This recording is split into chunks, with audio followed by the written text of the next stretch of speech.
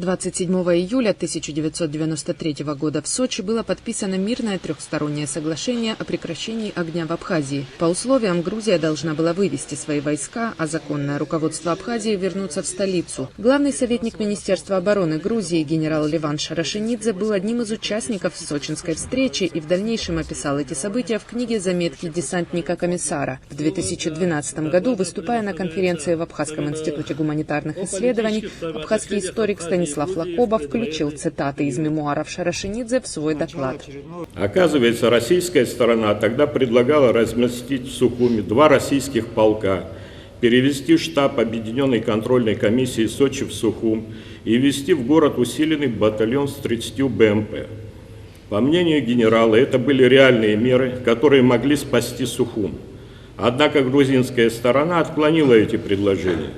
Шеварднадзе не должен был этого допускать, заключает Шарашенидзе. Это была одна из роковых ошибок Шеварднадзе, которые впоследствии привели к окончательной потере Абхазии, пишет в своей книге Леван Шарашенидзе. Вторую ошибку, по мнению генерала, Эдуард Шеварднадзе совершил во второй половине сентября, когда снова отказал русским в введении войск на территорию Грузии и все еще не хотел вступать в СНГ.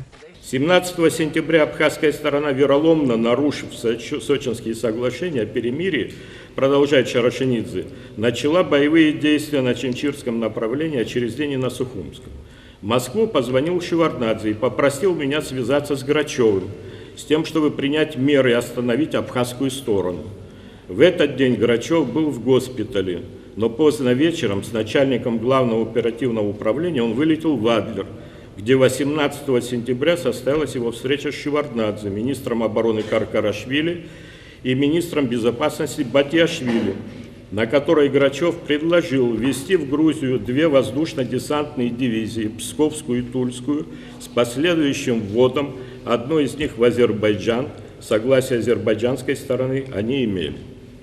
На это предложение очень болезненно отреагировал Каркарашвили, пишет Шарашенидзе, заявив, что это будет новой оккупацией Грузии, и он уйдет в отставку. А Шеварднадзе промолчал, тем самым отказав в согласии на ввод российских войск. 19 сентября уже за полночь Леван Шарашенидзе попал в Сухум к Эдуарду Шеварднадзе и просил его утвердить проект статуса российских войск в Грузии и принять предложение о вступлении в СНГ.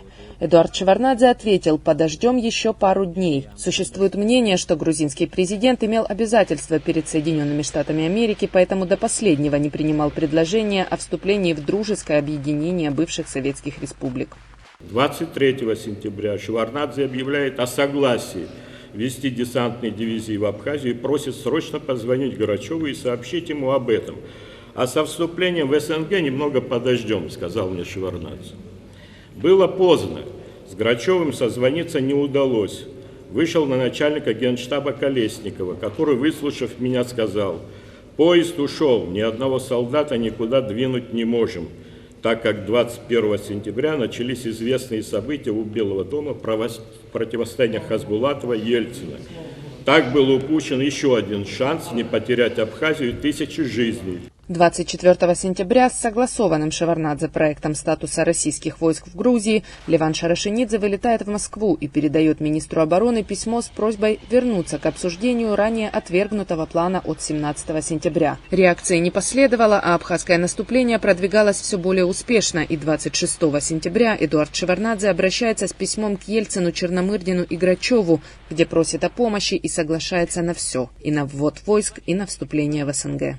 В Сухуми создалась катастрофическая ситуация. Опасность падения города реально, сообщает Шеварднадзе, за день до освобождения столицы Абхазии.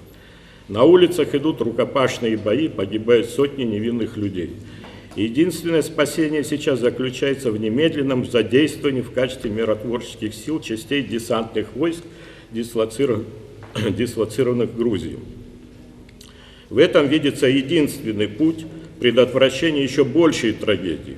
Быстрота действий решает все. Завтра будет поздно, ибо именно сегодня, в эти часы и минуты, решается судьба страны. Исходя из вышеизложенного, убедительно прошу вас, Борис Николаевич, спасти Грузию. Сообщаю вам, если это сейчас имеет значение, что мною принято решение о вступлении Грузии в Содружество независимых государств. Мы согласны ввести в зону конфликта военные части, предложенные генералом Павлом Грачевым на встрече в Сочи. Прошу вас незамедлительно принять решение. Это последняя моя надежда и надежда моего народа. С уважением и надеждой, Эдуард Шеварднадзе. Это вот впервые, можно сказать, было опубликовано им такое письмо. Это обращение также осталось без ответа. Внимание руководства России в те дни было сосредоточено на событиях в Белом доме. Уже в октябре Грузия подписала соглашение о российских военных базах и вступила в СНГ. То, что мы не сделали своевременно, мы сделали после того, как потеряли тысячи людей и территориальную целостность Грузии. Так описал те события в своей книге бывший министр обороны Грузии Леван Шарашанидзе.